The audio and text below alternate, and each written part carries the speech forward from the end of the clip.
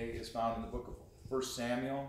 It's the 17th chapter, and it's the 17th verse through the 49th verse. So this is a long block of text that we're going to do for our second reading. It's the story of David and Goliath. Jesse said to his son David, "Take for your brothers an ephah of this parched grain and these 10 loaves, and carry them quickly to the camp to your brothers. Also take these 10 cheeses to the commander of their 1,000. See how your brothers fare, and bring some token from them." Now Saul and they and all the men of Israel were in the valley of Elah, fighting with the Philistines. David rose early in the morning, left the sheep with a keeper, took the provisions, and went as Jesse had commanded him. He came to the encampment as the army was going forth to the battle line, shouting the war cry. Israel and the Philistines drew up for battle, army against army. David left the things in charge of the keeper of the baggage, ran to the ranks, and went and greeted his brothers. As he talked with them, the champion, the Philistine of Gath, Goliath by name, came up out of the ranks of the Philistines and spoke the same words as before, and David heard him. All the Israelites, when they saw the man, fled from him and were very much afraid. The Israelites said, "Have you seen this man who has come up? Surely he has come up to defy Israel. The king will greatly enrich the man who kills him, and will give him his daughter and make his family free in Israel." David said to the men who stood by him, "What shall be done for the man who kills this Philistine and takes away the reproach from Israel? For who is this uncircumcised Philistine that he should defy the armies of the living God?" The people answered him in the same way, "So shall it be done for the man who kills him." His eldest brother Eliab heard him talking to the men, and Eliab's anger was kindled against David. He said, "Why have you come down? With whom have you left those few sheep in the wilderness? I know your presumption and the evil of your heart, for you have come down just to see the battle." David said, "What have I done now? It was only a question." He turned away from him toward another and spoke in the same way, and the people answered him again as before. When the words that David spoke were heard, they repeated them before Saul, and he sent for him. David said to Saul, "Let no one's heart fail because of him. Your servant will go out and fight with this Philistine." Saul said to David, "You are not able to go against this Philistine to fight with him, for you are just a boy, and he has been a warrior from his youth." But David said to Saul, "Your servant used to keep sheep for his father, and whenever a lion or a bear came and took a lamb from the flock, I went after it and struck it down, rescuing the lamb from its mouth, and if it turned against me, I would catch it by the jaw, strike it down, and kill it. Your servant has killed both lions and bears, and this uncircumcised Philistine shall be like one of them, since he has defied the armies of the living God." David said, "The Lord, who saved me from the paw of the lion and from the paw of the bear, will save me from the hand of this Philistine." So Saul said to David, "Go, and may the Lord be with you." Saul clothed David with his armor. He put a bronze helmet on his head and clothed him with a coat of mail. David strapped Saul's sword over his armor, and he tried in vain to walk, for he was not used to them. Then David said to Saul, "I cannot walk with these, for I am not used to them." So David removed them.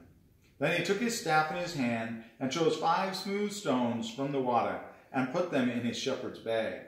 In the pouch, his sling was in his hand, and he drew near to the Philistine. The Philistine came on and drew near to David with his shield bearer in front of him. When the Philistine looked and saw David, he disdained him, for he was only a youth, ruddy and handsome in appearance. The Philistine said to David, "Am I a dog that you come to me with sticks?" And the Philistine cursed David by his gods. The Philistine said to David, "Come to me, and I will give your flesh to the birds of the air and to the wild animals of the field." But David said to the Philistine, "You come to me with sword and spear and javelin, but I come to you in the name of the Lord of hosts, the God of the armies of Israel, whom you have defied. This very day the Lord will deliver you into my hand, and I will strike you down and cut off your head. And I will give the dead bodies of the Philistine army this very day to the birds of the air and to the wild animals of the earth, so that all the earth may know that there is a God in Israel, and that all this assembly may know that the Lord does not save by sword and spear, for the battle is the Lord's, and he will give you into our hand. When the Philistine drew near to David, David ran quickly toward the battle line to meet the Philistine. David put his hand into his bag, took out a stone, slung it, and struck the Philistine on his forehead. The stone sank into his forehead, and he fell face down on the ground.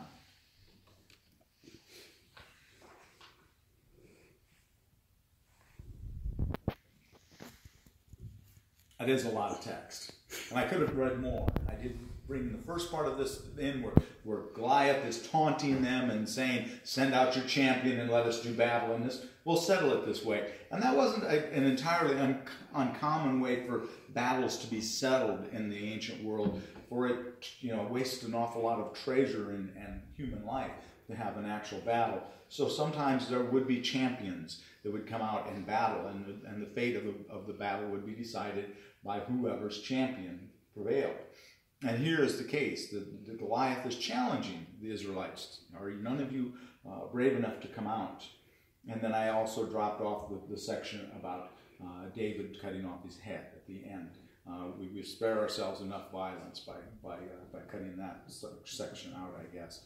But as it is, this is probably, of all the biblical stories, this is probably the one that's the most familiar with all of us, isn't it? We've heard this story from the time we were little children. It's a story that's used for Bible study, vacation Bible schools, and what have you.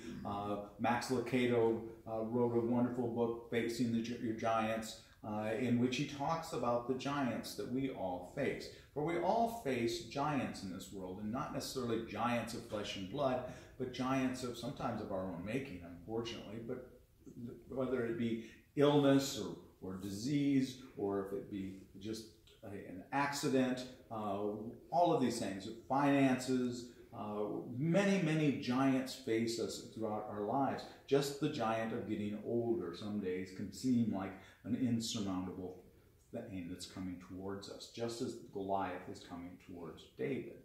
You have to remember that according to the scripture, Goliath is 9 foot 9 inches, I believe it translates to. But what the point is there is that this problem that's facing David is a very big, formidable problem. We don't need to worry about the literal translation of it. He's a big guy, and David is a little guy. In fact, all we can talk about David is how handsome he is.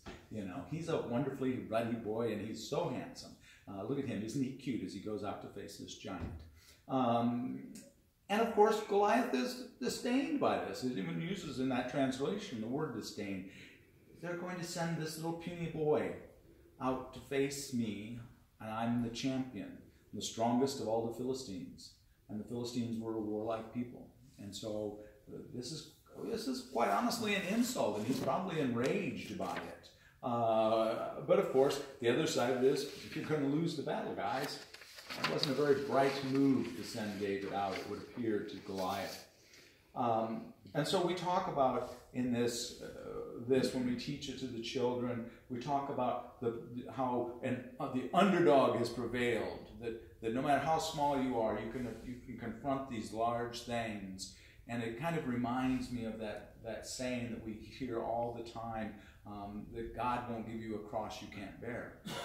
Because here David's not going to be given a task he's not up to, apparently, by the way we think of it, if we think of David as being the underdog. But I would present to you that that's the wrong way to look at the story. David is not at all the underdog. Goliath is, in fact, the underdog. Goliath is the one that is in trouble from the very get-go because he doesn't have God on his side. It's just like the saying, God will not give you a cross you cannot bear. I have told, you may or may not have heard me say it, I have told many people it. I hate that saying. I absolutely hate it because it's not true. God will not, it's not that God won't give you a cross you can't bear. It's that God will not give you a cross that he can't bear. God can bear it. God can face that giant, Goliath. God can face any trouble, any problem, any issue, no matter what it might be, that's going to come up in our lives. Whether it be illness, whether it be bad finances, whether it be what have you that may come along in our lives. If If we cling to God, we can get through it. I talked this week on Sunday about the flag, holding onto the flagpole. It's the same thing. No matter what that wind is, if you hold on to that flagpole, if you hold on to God, you will prevail. Just as David prevails in this story. Goliath never had a chance. He just didn't know it. So that is the moral of that story, I think, which is perhaps a little different than the way we usually present it. We like to present it as David could overcome because he had this wonderful faith. Yeah, he had faith in God, but it wasn't just his faith in God that got him through it. It was God that got him through it. Having faith in God means that we know that God will get us through it. It's not that we have hope in the way we think of hope. It's that we have assurance. Because that's really the way when we say we have hope. Because of God, we have faith. It means that we are reassured. We have absolute assurance that God will get us through. Let's pray. Dear Heavenly Father, we thank you so